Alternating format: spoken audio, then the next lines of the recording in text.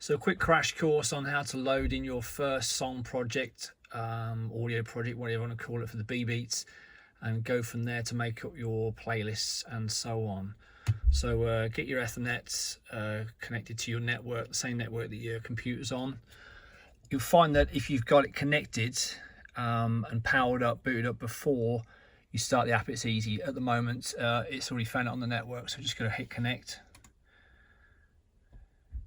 Give that a second while it's connected, and you'll see on the b.beat it says it's connected to the screen there.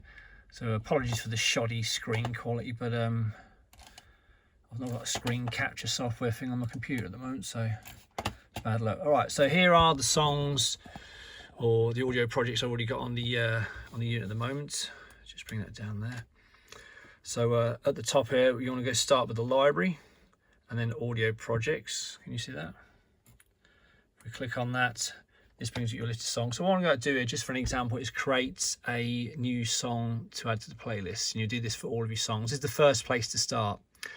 So down the bottom here, create new audio project. And you get this pop-up window here where you can drag in some files. So as it says, drag files here. So I've got some backing tracks prepared down here. What I've got for this track is 3 separate audio files, all stereo. So the first one's got a click and a mono backing track. The second one has got the stereo backing track, and the third one has got some keyboard parts.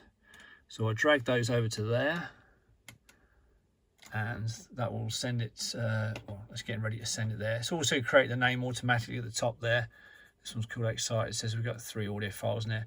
I could add some other files to it as well, some media like video files or photos, video, PDF. I've not even touched that yet, so I can't advise there. So once they're all ready to go, yeah, okay, we'll say transfer to b.beat.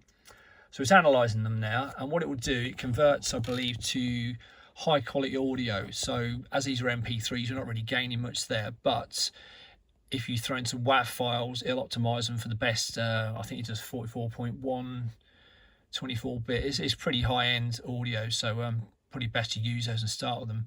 Obviously, that'll take a bit more memory, and you'll get better quality as a result. Okay, so it's imported it, and there's our project. You can see there, so excited, and these are the tracks. So before I use it, what I'm going to do is, as we said, the first track was my click and mono track. So what I'm going to do here, just rename it so I can see it, because there's only a limited amount of text on the screen here. That would use the MP3 file name or WAV file, whatever you use in your case. So I'm going to split this one into 2 separate backing tracks. So I'll click the double arrows there. Do you want to split into backing tracks? Of course I do. And then we've got the 2 separate tracks. So the first thing I do is I want to rename it. So I knew that the left channel is the click, and then the right channel was the mono backing. So I'll just rename those so they make a bit more sense. At the moment they're still linked. Bizarrely, I think, even though it's linked, when I move the fader, it's not linked. But weirdly, in actual fact, it is still linked. So as they're 2 separate mono tracks, I want to unlink them. You'll notice the stereo tracks, the link's on there, and both faders move together unless I unlink it. Obviously, stereo tracks, you want to leave them linked together. So the second set of tracks was the stereo backing. I just renamed that. I don't need the song title in there because it obscures the description of what it is, and I've got the song title at the top of the project in here. Okay, and then the next one, that was my left and right. Oh, okay, I'll let you drag that. It's left and right keys. Okay, so I've got the name in there. They're stereo tracks. Now I want to assign these to different families. It's already detected the click, with the power of some magic technology inside. The mono backing. I've got a group here, which we hit the window, it pops up there. I've actually created a subgroup, or known as families, called mono backing. So I'll assign that to the mono backing family. Left and right backing, I want to assign that to my stereo backing subgroup, which I've previously created here. If you want to create one, you can hit the add new family down here, and I think it automatically assigns a color. So I've done these on a previous occasion. So that's going to be assigned to the stereo backing track. And then my left right keys, I've got another subgroup, or family as it calls them, called keys, and they're all nice pretty colors now, so they're all sorted out. Next thing to do is assign which outputs each of these tracks go to. So I always have my click going out of output 1. I don't actually need it going out because you can use the internal headphone amp, and you know, if it's only whoever's working the device, the b.beat device, listen to it, the click probably doesn't need to go anywhere else. But if you want to send it to the rest of the stage, assign it to the output or outputs. You could have multiple outputs here that you so desire. So I only want it on output 1. There we go. So I think I've got to hit save at the end of that.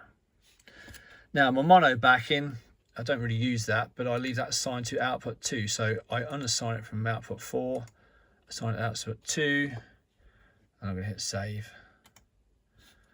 My stereo backing, that always goes to 3 and 4, so that's good. So that's a pair. Keys, I don't want that to the same output. I'm going to send it to output 5 and 6. So I'll go in there. I don't want 3, I want 5 for what is the left. Hit save. And then the other side, which is the right channel, I don't want it on 4. I want it on output 6.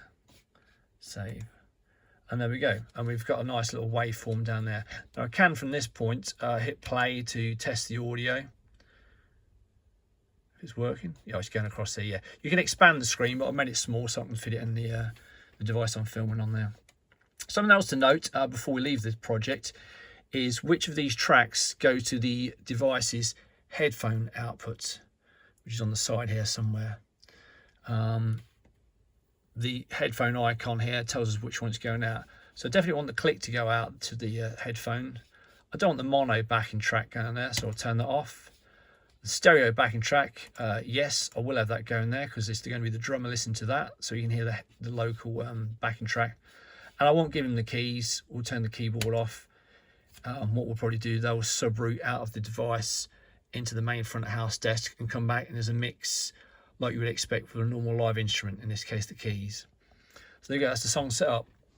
Now I may want to add some media to this, so down the bottom here, extra contents, I want to add some media, so I can hit select media, and here I've got some images and some videos, and I can select one of those. I don't want to on this occasion because I've not got a video ready for it.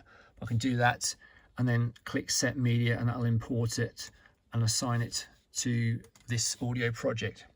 So every time the audio project plays, so does that media file, and the same is true for the MIDI part of it as well. You can also go in there. Hope to add a video to that later on. So there we go, and that's the song done. And if I just come back in my list of songs, we should be able to find it on our list, and it tells us I've got 2 stereo tracks and 2 mono tracks in there. If I want to go and edit any of those settings, I'll just click the pencil, the edit, and then we're back to the screen that we saw earlier. Notice that we're still connected to the b.beat. So if I exit the editor, you notice the b.beat should spring into life. There we go. And then if I go down my list of audio projects, I should find the song in there that we just created. There it is. And I can hit play, and away we go.